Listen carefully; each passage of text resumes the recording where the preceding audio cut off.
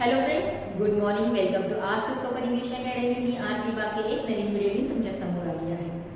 क्रियापद हे वेगवेगळ्या प्रकारचे असतात, सगळ्यांनाच माहिती आहे. पण एकाच शब्द पण वेगळ्या अर्थाने वेगवेगळ्या शब्दांनी जर वापरत असेल तर ते कसे होऊ शकतात, त्याचं उदाहरण म्हणून आज आपण शिकणार आहे स्वच्छते संदर्भातले क्रियापद. म्हणजे स्वच्छ करणे हा जो एकच शब्द आहे तो वेगवेगळे जर शब्द वापरले, म्हणजे जर तुमचा कर्ता वेगळा असेल, काय स्वच्छ करतोय त्यानुसार त्याचे काय होणार आहे, क्रियापद चेंज होणार. जसे की भांडी धुणे म्हणजे ही स्वच्छताच आहे, कपडे धुणे ही सुद्धा स्वच्छता आहे, धूळ झटकणे ही सुद्धा स्वच्छता आहे.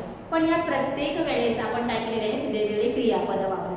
मग ती क्रियापद कोणकोणती आहेत ते आपण या व्हिडिओमध्ये बघणार आहे. प्लस त्याचा आपण काय करणार आहे, एक्झाम्पल सुद्धा बघणार आहे.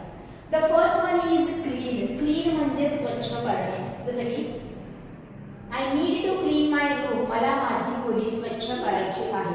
क्लीन म्हणजे स्वच्छता या अर्थाने ते घेतलेलं आहे. वॉश म्हणजे स्वच्छ करणे, पण साबण आणि पाण्याचा वापर करून स्वच्छ करणे म्हणजेच धुणे. काय वॉश म्हणजे धुणे.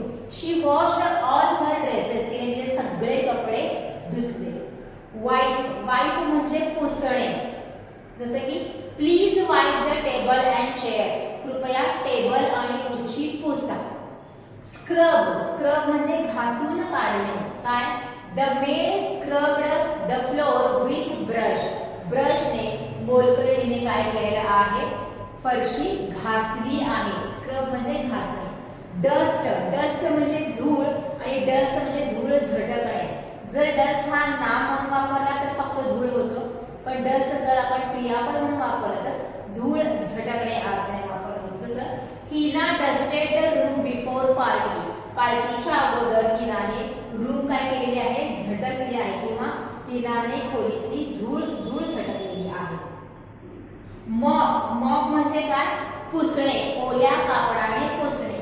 I had to mop the kitchen at first. पहिल्यांदा मला किचन पुसावं लागलं. पहिल्यांदा मला किचन ओल्या कापडाने पुसावं लागलं. स्वीप म्हणजे झाडणे. My mom sweeps all room at morning. सकाळी माझी मम्मी सगळ्या खोल्या झाडते.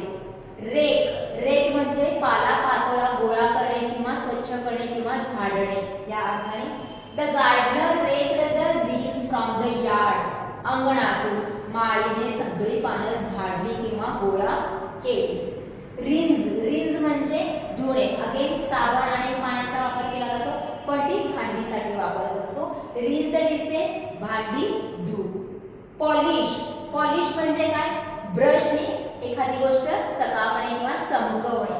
जसं की he polished his shoes before going out. बाहेर जाण्यापूर्वी त्याने त्याचे बूट काय केलेले आहेत, पॉलिश केलेले आहेत. म्हणजे ब्रशने त्यांना चमकवलेलं आहे, स्वच्छ करून.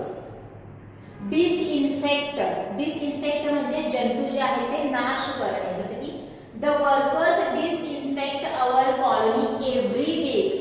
प्रत्येक आठवड्याला कामगार आमची कॉलनी जंतू विरहित करतात, म्हणजे जंतूंना मारून स्वच्छ करतात. स्क्रॅप म्हणजे काय, तर जिथं बर्फ पडत असतो तो काय करत असतो, गाडीवर किंवा घरावर त्यांच्या रूफवर जमा होत असतो.